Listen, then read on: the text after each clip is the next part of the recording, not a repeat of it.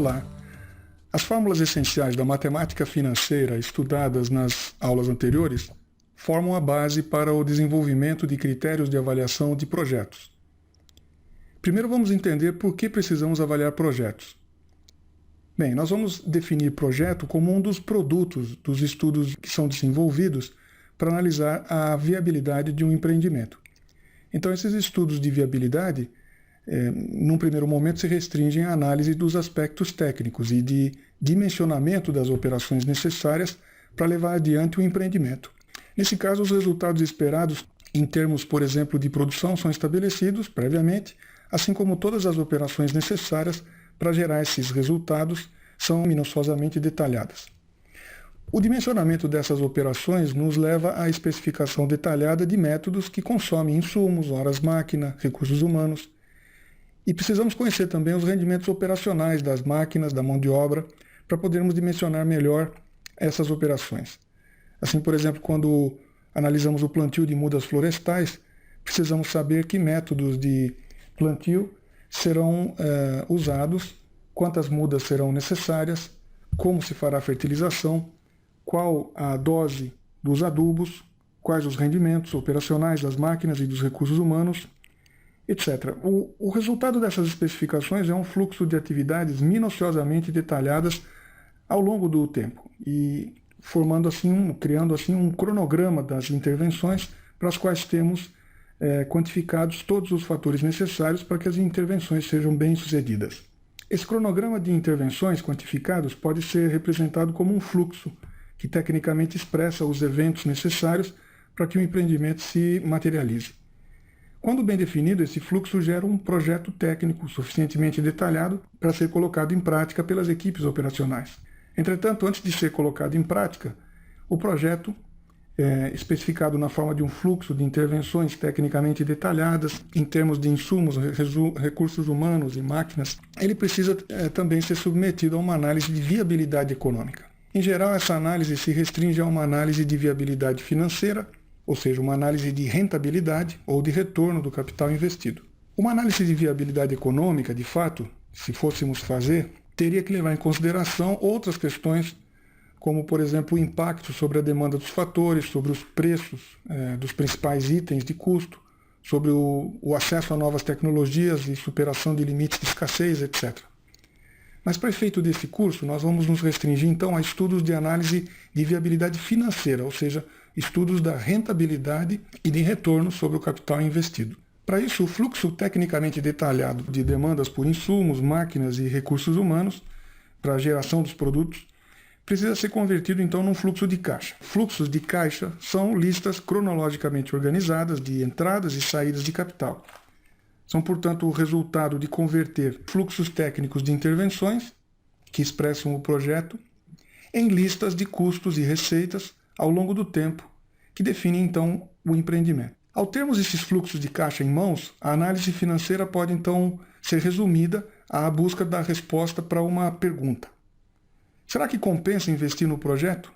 Um projeto formado por custos, que são especificados dentro do fluxo de caixa, e que tem como expectativa receitas, também especificadas nesse mesmo fluxo de caixa. Essa sequência de custos e receitas cria uma alternativa atraente? Devemos investir nesse projeto? Será que o retorno compensa o investimento? Se nós compararmos esse investimento com as aplicações que podemos fazer no mercado financeiro, será que o projeto paga uma taxa de retorno igual ou superior à que seria obtida nessas instituições financeiras? Então, para respondermos a essas perguntas, é que foram criados os critérios de avaliação financeira de projetos.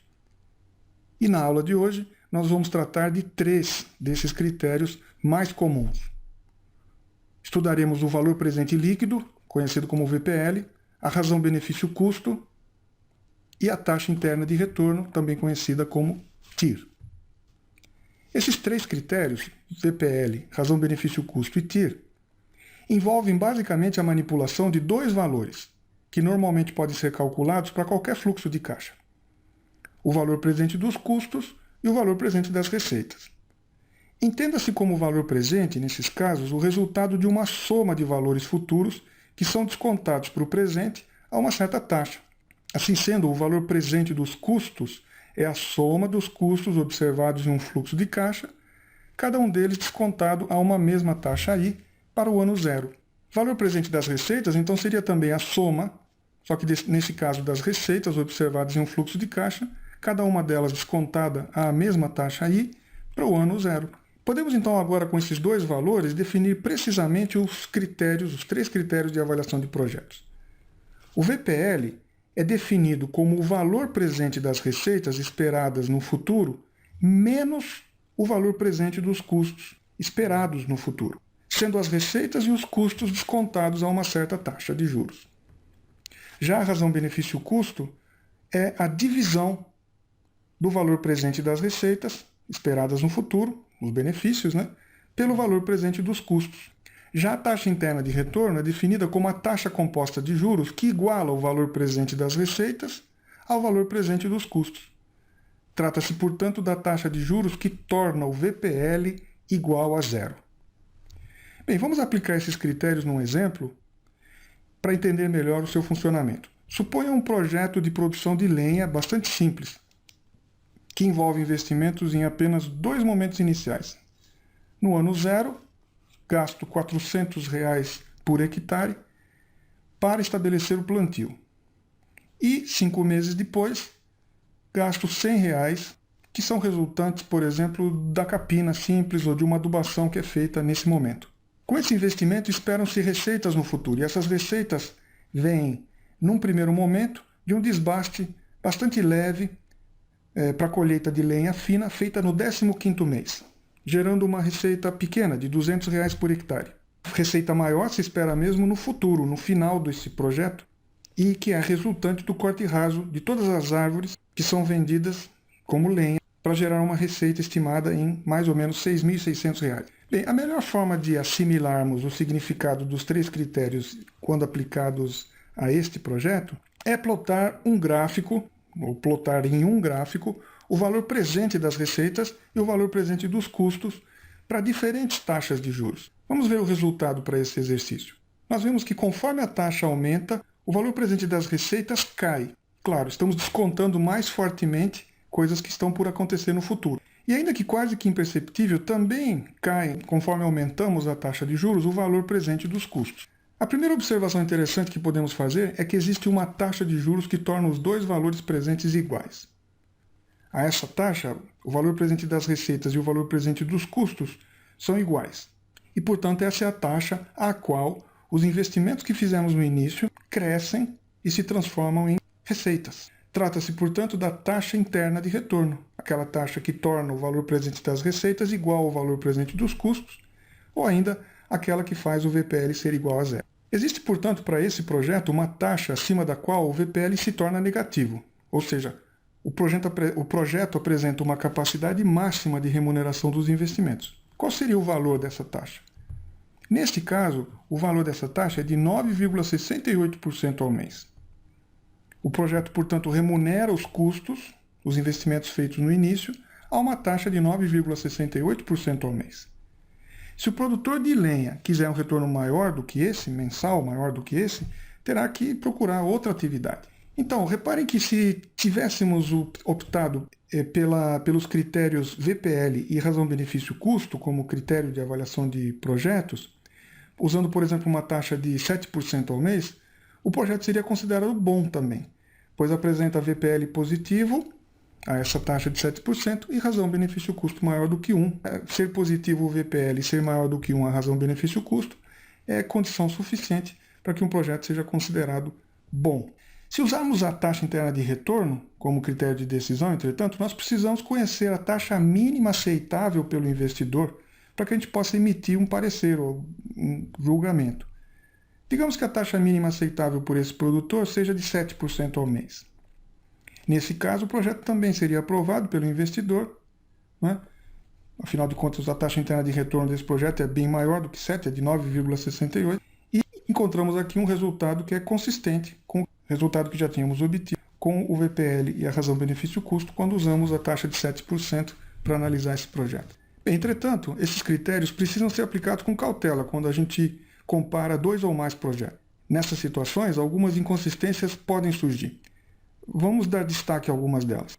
O VPL e a razão benefício-custo podem ser usados para comparar e classificar diferentes projetos, desde que os horizontes dos fluxos de caixa sejam iguais. Se os horizontes não forem iguais, o uso desses critérios leva a resultados equivocados. Uma outra questão envolve projetos com fortes variações de sinal nos fluxos de caixa. Isso é quando altas receitas ou valores altos de receitas são seguidos de valores muito fortes de custos, ou receitas são seguidas de custos bastante altos. Essas inversões nos sinais podem resultar em múltiplas taxas internas de retorno, o que torna o critério TIR bastante inviável, praticamente invalidando o uso da TIR como critério de comparação, pois a gente está gerando aí informação inconsistente, né? Devemos levar em consideração também a escala dos valores que estamos utilizando e observando nos fluxos de caixa. Evitar a comparação, por exemplo, de fluxos de caixa que expressem magnitudes muito diferentes uma das outras. Projetos que envolvam valores da ordem de milhões, comparados com projetos que envolvem valores da ordem de centenas. E uma última recomendação é de que a gente também sempre faça as análises explorando graficamente um amplo espectro de taxas de juros para que aparentes inconsistências possam ser contornadas. Vejam o caso deste exemplo agora, que envolve uma pequena variação no exemplo que vínhamos estudando antes, de lenha. Reparem que, apesar de mantido o horizonte de produção, estamos agora estudando a possibilidade de um manejo diferente, que preconiza um desbaste bastante intenso, ou um desbaste mais intenso no 8º mês, quando comparado com o projeto A, tendo consequências sobre as árvores remanescentes, a ponto de reduzir bastante a receita final quando do corte raso dessas árvores remanescentes. A receita, no caso do projeto B, cai de R$ 6.600 no projeto A para R$ 2.500 por hectare no projeto B. Nesse caso agora, qual seria o projeto com melhor rentabilidade? Bem, a recomendação é de que sempre sejam plotados em um gráfico os diferentes VPLs para diferentes taxas de juros. Reparem que, ao fazermos isso para este exemplo, que envolve 2 projetos, dependendo da taxa usada para o cálculo do VPL, acabamos por gerar recomendações contraditórias. Para taxas abaixo de um certo valor, o projeto A apresenta VPL maior que o projeto B, ocorrendo o contrário quando a gente considera taxas mais altas. Nesse caso, que conclusão poderíamos e deveríamos tirar? Bem, nesse caso, deve-se determinar a taxa mínima aceitável pelo produtor. Se a recomendação for pela maior taxa de retorno possível, observe que a TIR do projeto B é maior, é de 14,5% ao mês. Então, o produtor que deseja a maior taxa de retorno possível deveria optar pelo projeto B. Já produtores satisfeitos com retornos inferiores, de 6,3% ao mês, por exemplo, já poderiam optar tanto por um como pelo outro.